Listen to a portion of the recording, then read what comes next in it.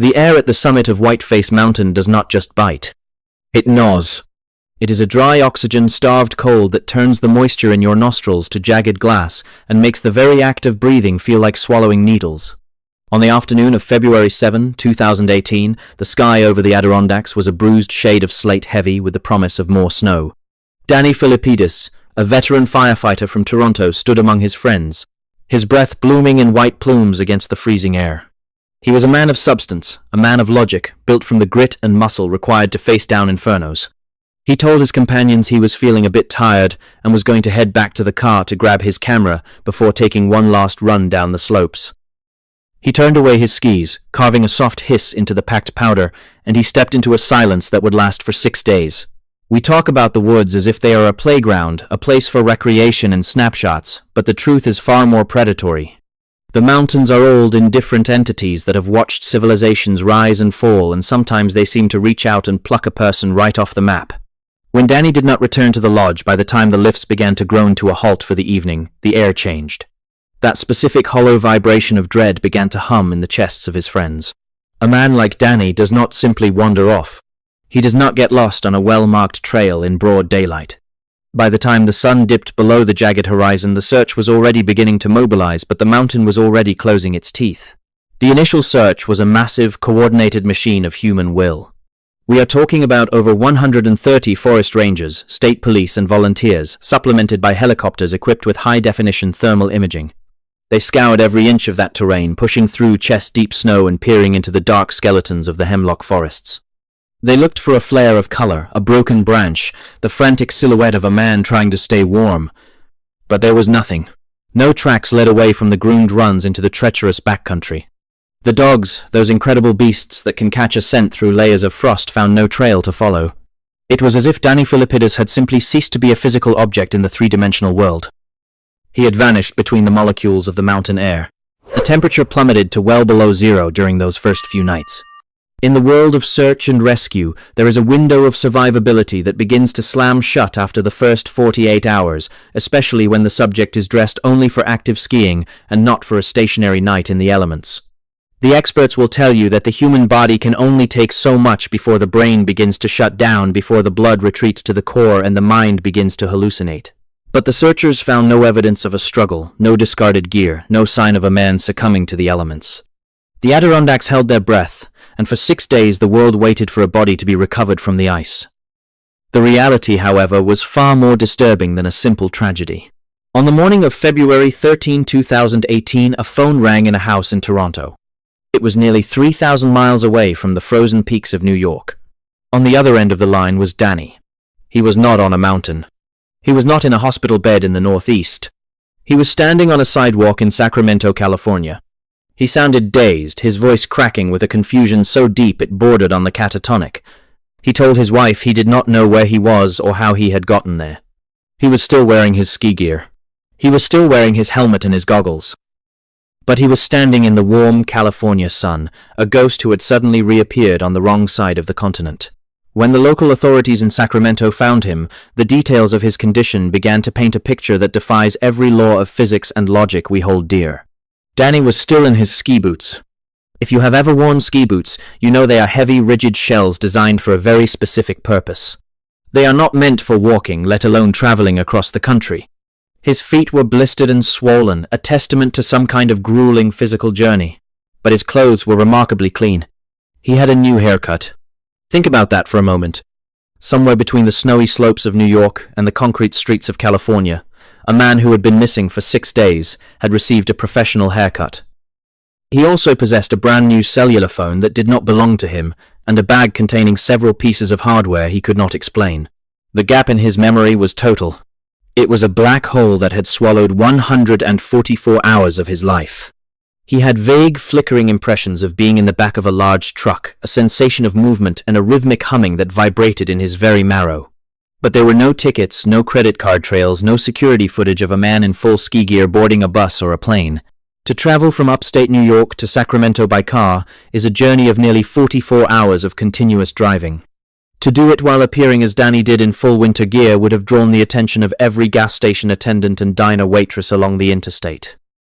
Yet he moved through the world like a shadow invisible until he chose to step back into the light. The official explanation leaned heavily on the idea of a fugue state, a rare psychological condition where a person suffers a sudden loss of identity and wanders away from their life. They suggested he might have suffered a head injury that triggered this trek. But a fugue state does not explain the haircut. It does not explain the new phone or the bag of hardware. It does not explain how a man in ski boots manages to cross 3,000 miles of high-security borders and highways without a single person snapping a photo or calling the police. There is a texture to this story that feels like a glitch in the simulation, a moment where the veil between here and somewhere else became thin enough for a man to slip through. We are looking at a geographic displacement that borders on the supernatural. There is a phenomenon often reported in these high-strangeness disappearances known as the Oz effect. It is a sudden, oppressive silence that falls over the woods, a feeling that the birds have stopped singing and the wind has died, leaving the witness in a vacuum where time seems to stretch and distort. Those who return from these episodes often speak of a humming sound, a low-frequency vibration that seems to emanate from the earth itself. Could Danny have stepped into one of these pockets? Was he taken by something that operates on a frequency we cannot perceive, only to be deposited thousands of miles away once the curiosity of his captors was satisfied? The haircut and the phone suggest a level of interaction with someone or something that wanted him to appear integrated, yet the ski boots remain as a glaring error in the reconstruction. Think about the physical toll of that journey. 6 days without proper sleep, food, or water, while your brain is essentially being rewritten. When Danny was found, he was exhausted, but he was not emaciated. He was not a man who had spent a week starving in the woods. He was a man who had been somewhere else.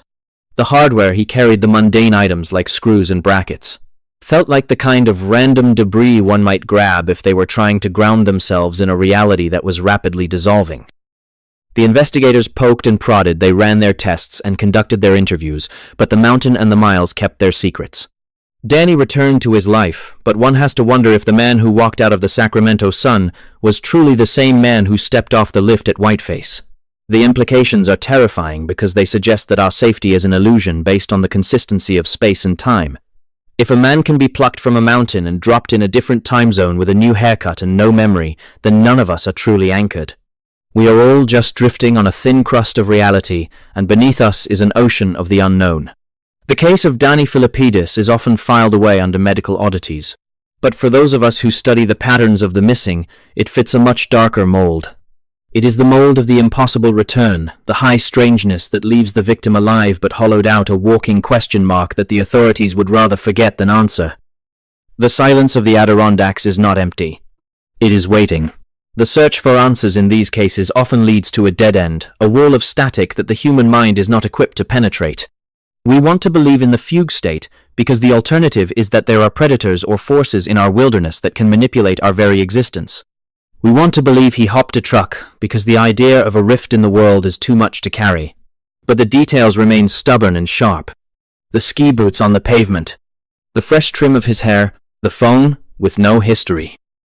These are the breadcrumbs that lead not to a cabin in the woods, but to a doorway we were never meant to find. Danny Philippidis is back in Canada now, continuing his life as a hero and a family man, but the shadow of those 6 days remains draped over the Adirondacks. Every time a skier goes missing or a hiker vanishes without a trace, the ghost of his journey is resurrected.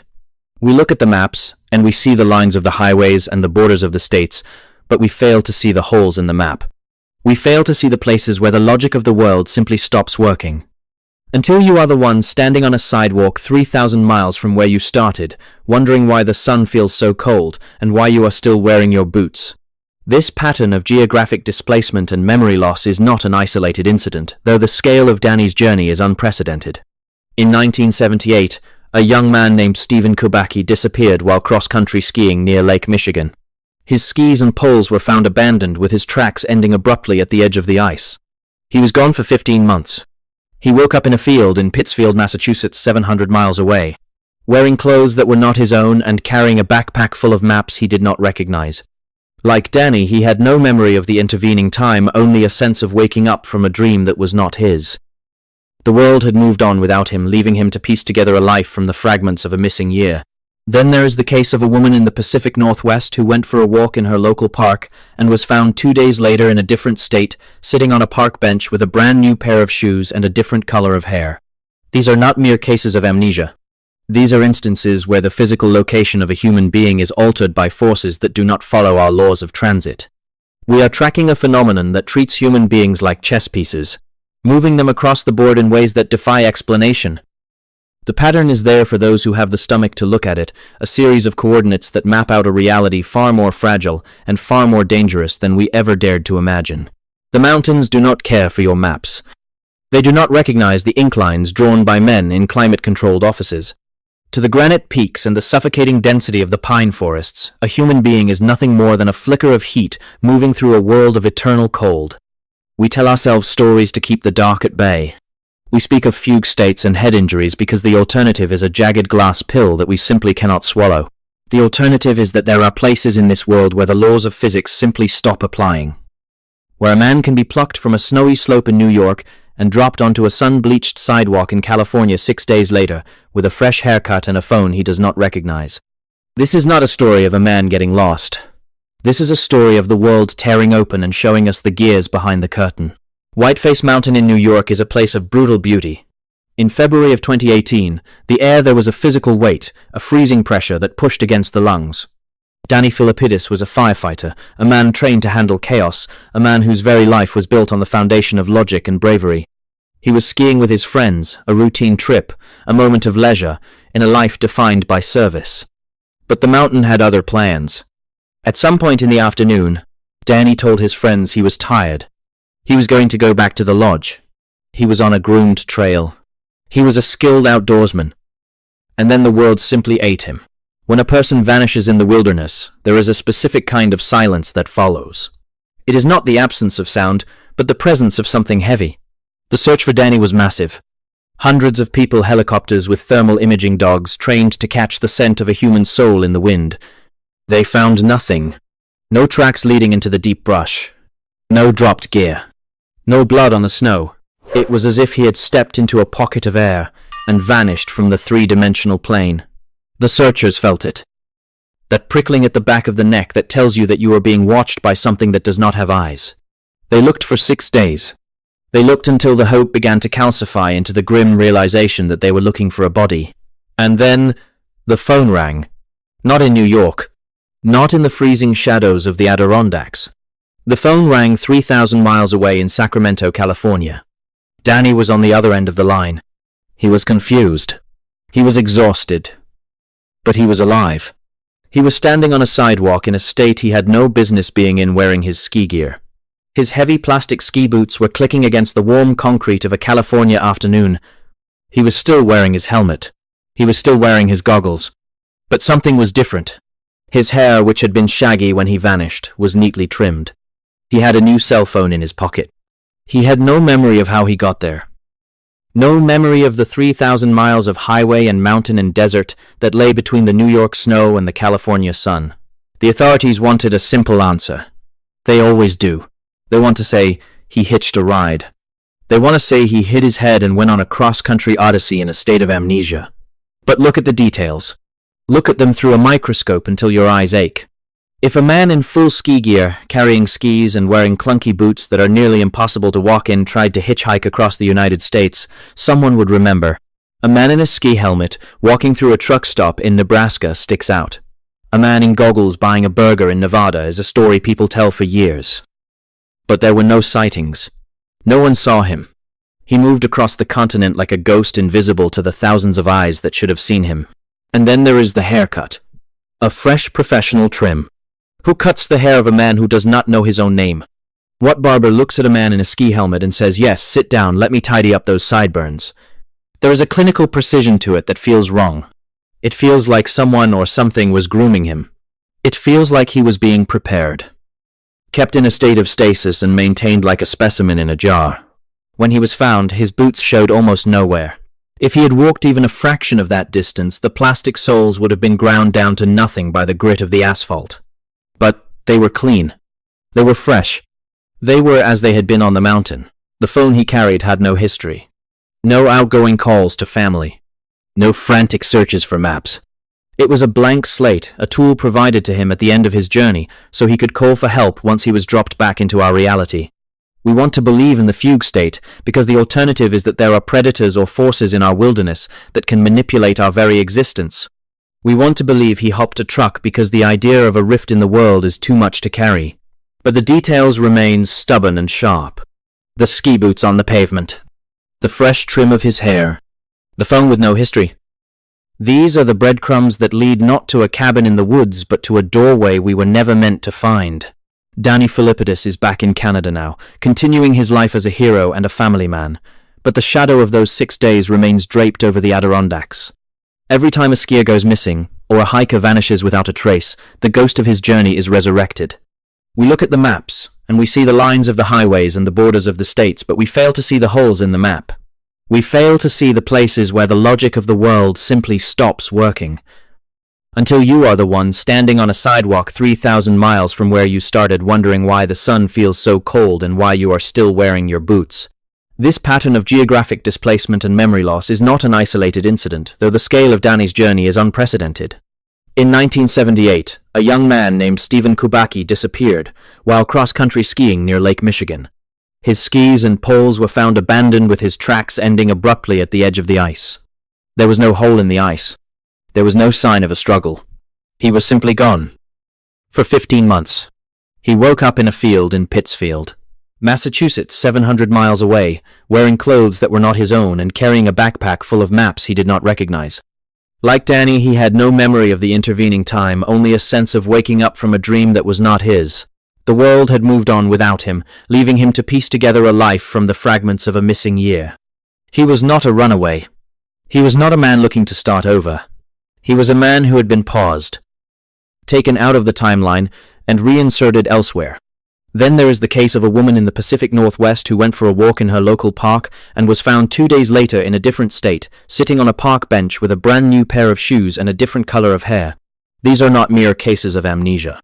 These are instances where the physical location of a human being is altered by forces that do not follow our laws of transit. We are tracking a phenomenon that treats human beings like chess pieces, moving them across the board in ways that defy explanation. The air in these places, the high mountain passes and the deep silent woods, it feels different. It feels thin, as if the fabric of our reality is worn through like an old coat. When you walk through those woods, you are walking on a crust of logic that is far thinner than you realize. Underneath that crust is a void, a hungry, silent space where time and distance have no meaning. The people who fall into these holes don't always come back. And when they do, they are never truly the same. Think about the physical sensation of being Danny. One moment, you are feeling the bite of the New York wind on your face, the familiar weight of your skis, the anticipation of a warm fire at the lodge. You blink, and the wind is gone. The smell of pine and wood smoke is replaced by the smell of exhaust and hot tar. The white glare of the snow is replaced by the yellow haze of a California afternoon. Your brain tries to bridge the gap, but there is no bridge. There is only a cliff. You look down at your hands and they are your hands, but the time that should have passed in your life is just gone. It has been harvested. The investigators will tell you it is a medical mystery. The psychologists will tell you it is a dissociative break.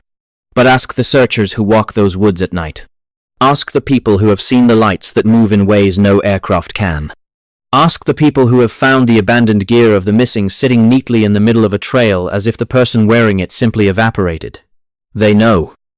They know that the wilderness is not just trees and rocks.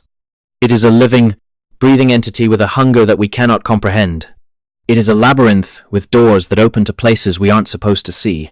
There is a coldness in these stories that stays with you. It is the coldness of the realization that we are not at the top of the food chain. There are things out there that can play with our perception of space and time as easily as a child plays with a toy. They can take a man from a mountain and put him on a sidewalk, and they can do it without leaving a single footprint.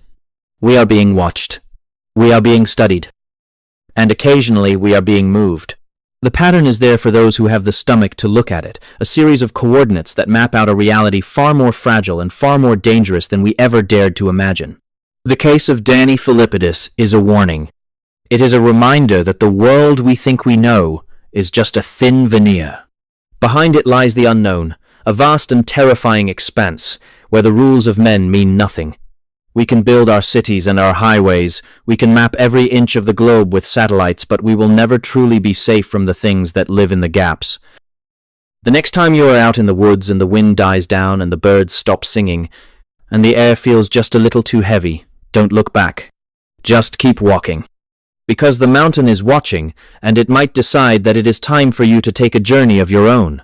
The silence of the Adirondacks still holds the secret of those 6 days. No amount of questioning or medical testing has ever filled the void in Danis' memory. He is a man with a hole in his life, a 6-day gap that can never be bridged. And he is not alone. Across the world, the missing continue to vanish, and the few who return bring with them the same terrifying questions. Where did they go? Who cut their hair? Who gave them the phone? We may never know the answers, but the patterns do not lie. The displacement is real. The memory loss is real. The threat is real.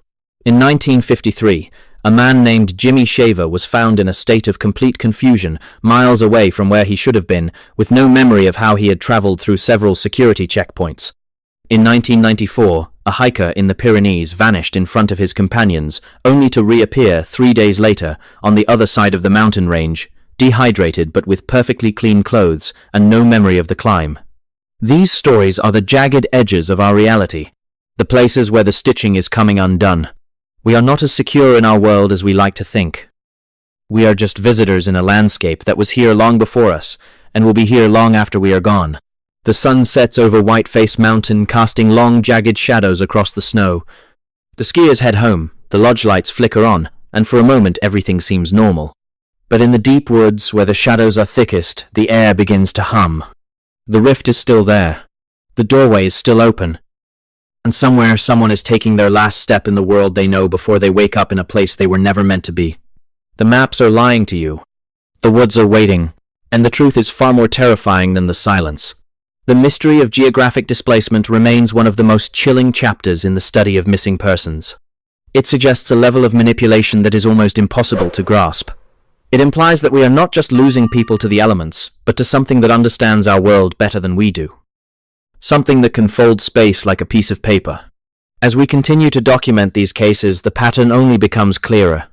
The victims are often high-functioning, healthy individuals who are taken during mundane activities. They are returned in a state of physical maintenance that suggests they were cared for, yet they are left with a psychological trauma that never truly heals. We are left to wonder about the ones who don't come back. Are they still out there, caught in the stasis between worlds? Are they being kept in that quiet grey place where the haircuts are fresh and the phones are blank? The thought is enough to make you never want to step foot in the wilderness again. But the wilderness is not just in the mountains. It is in the gaps between the stars and the gaps between our thoughts. It is everywhere, and it is always hungry. Stay on the trail, keep your eyes open, and pray that you never hear the clicking of your own boots on a sidewalk 3,000 miles from home. The case of Stephen Kubacki remains one of the most haunting parallels to Danny Philippidis. 15 months of a human life evaporated. When he woke up in Massachusetts, he felt as though he had simply slept for a long time. He had no trauma, no injuries, just a profound sense of displacement. This is the hallmark of the phenomenon. It is a clean break. It is a surgical removal from reality. Whether it is 15 months or 6 days, the result is the same. The individual is returned as a stranger to their own life, a ghost haunted by a history they cannot remember. The world is a much stranger place than we are led to believe, and the truth is often hidden in the places we are most afraid to look.